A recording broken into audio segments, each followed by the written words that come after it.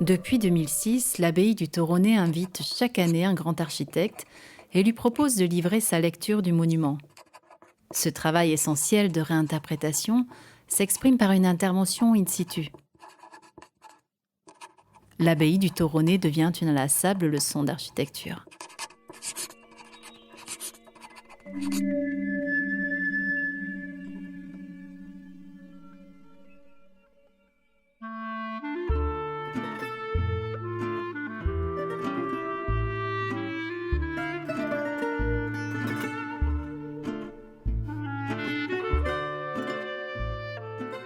J'ai visité le monastère après l'intervention de Cisa. J'ai venu avec lui comme ami et jamais j'ai pensé que j'allais être invité pour faire quelque chose ici. Et quand ils m'ont invité, je suis venu, j'ai passé 2 jours ici et la première chose, c'est étudier ce que les autres architectes ont fait.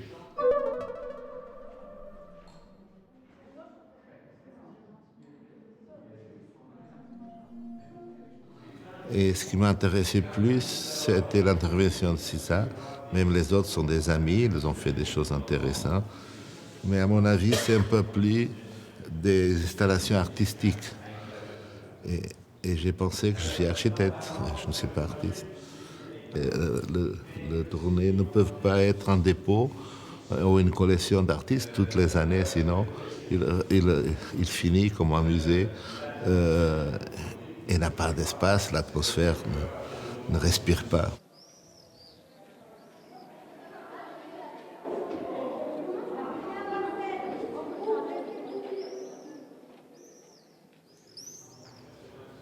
Les architectes servent pour résoudre des problèmes physiques. Et s'ils font bien, après, ils peuvent provoquer des émotions. Mais il y a un problème, on appelle, c'est comme un médecin, on appelle un architecte pour résoudre. La première chose, il n'y a pas une promenade, un parcours ici pour comprendre les salles. Et j'ai demandé, il faut faire un lettering. Et on a essayé de faire un prototype. Et avec l'argent qu'on avait, on a fait 10 noms de salles et d'espaces. Cimetière. Et je voulais montrer aux touristes, aux gens qui la visitent, qu'il y a une promenade basée sur un système de fonctions et pas seulement des pierres qui sont ensemble. Il y a un sens et c'est pour ça que j'ai proposé de mettre des noms dans les choses.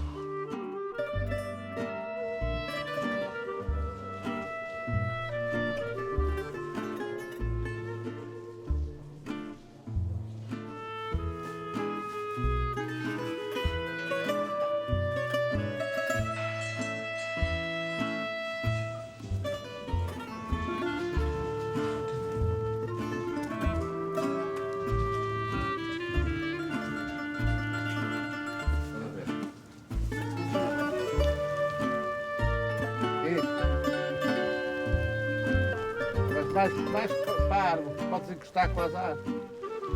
Tá. Está bem, está bem. Está bem? Vocês sabem que eu telefonei de Veneza. Sim.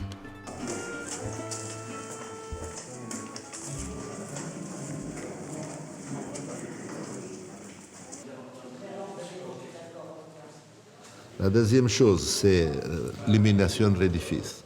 On utilise des lampes industrielles très fortes qui font la tangence au mur, qui donnent des triangles comme des flashs, qui déforment un peu les formes et l'architecture. C'est comme mettre une lampe dans mon visage, je deviens un fantôme avec les ombres. Et je disais, il faut essayer de faire une lumière, et j'essaie, je ne sais pas, qu'on ne voit pas presque, qu'il y a une lumière indirecte, homogène, pour ne pas perturber l'ambiance du cellier. Passer un cellier, ce n'est pas une discothèque. Le cellier, c'est le frigo du monastère. Alors c'est une boîte noire, à mon avis, parce qu'ils doivent être fraîches, pas beaucoup de soleil, comme ça. Commencez la lampe ici. Oui. Connectez le fil. Là, directement. Et après, séquence. 15.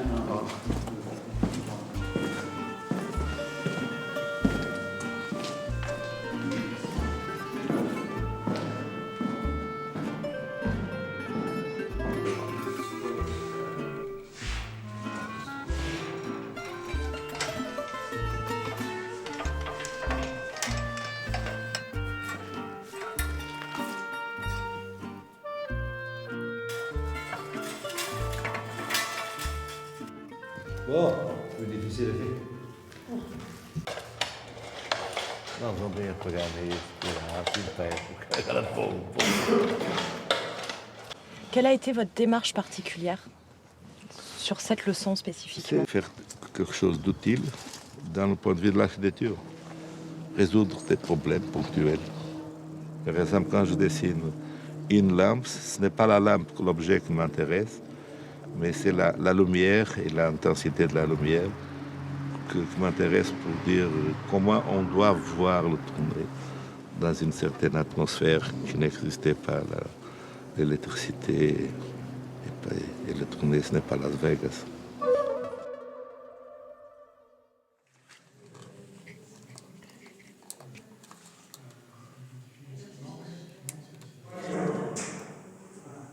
Il n'y a que comme ça qu'on peut les atteindre. Sinon, il faut tous les brancher, il faut tout rebrancher. J'ai un fil là, je ne sais pas si. Oui, je te dis. Après, il faut que ça soit plus décalé.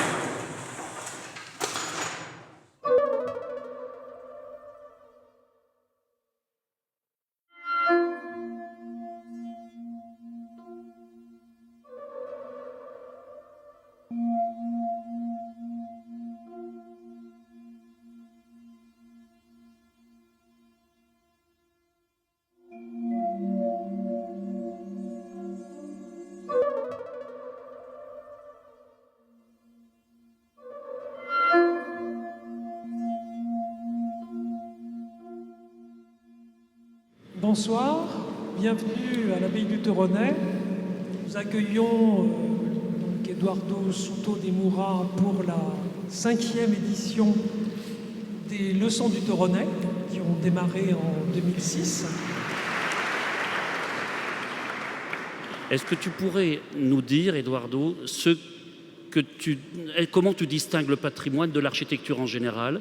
Est-ce que c'est une partie de l'architecture au même titre qu'un bâtiment contemporain, ou tu distingues le patrimoine, je dirais, historique bâti d'une intervention contemporaine? Alors, la question, il n'y a pas une règle, à mon avis. Je travaille sur des édifices anciens. Il n'y a pas une méthode, une façon de faire. C'est une chose affective. Ce sont des édifices ou des objets que les gens ont plus d'affectivité. Et pourtant, ils doivent être plus respectés. J'aime cette idée comme les grands-mères qui sont dans la famille, qui sont des institutions. De temps en temps, elles sont malades, elles coûtent cher à l'hôpital, mais il faut le faire parce que c'est l'origine de tout, sont les grands-mères. Et elles doivent être traitées d'une façon plus délicate qu'une jeune fille ou un jeune enfant.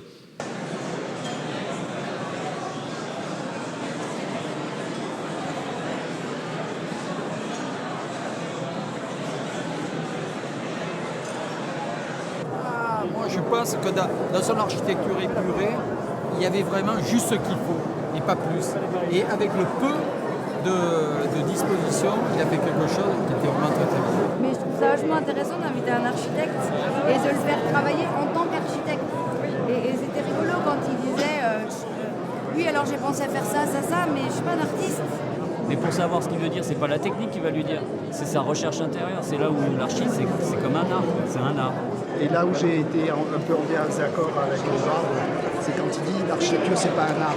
Pour moi, mais il n'a pas vraiment dit ça. Oh, il a dit je suis pas un artiste. Je suis pas un artiste, je suis pas. Et non, c'est un artiste qui l'assume dans ça.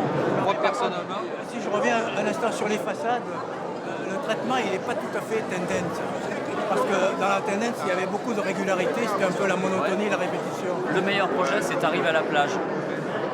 Tu choisis toi comme une grande où tu veux mettre ta serviette. T'as qu'une serviette, tu sais la poser. T'es grande, tu sais où tu as envie de t'allonger. Voilà, c'est ça le premier projet d'archi.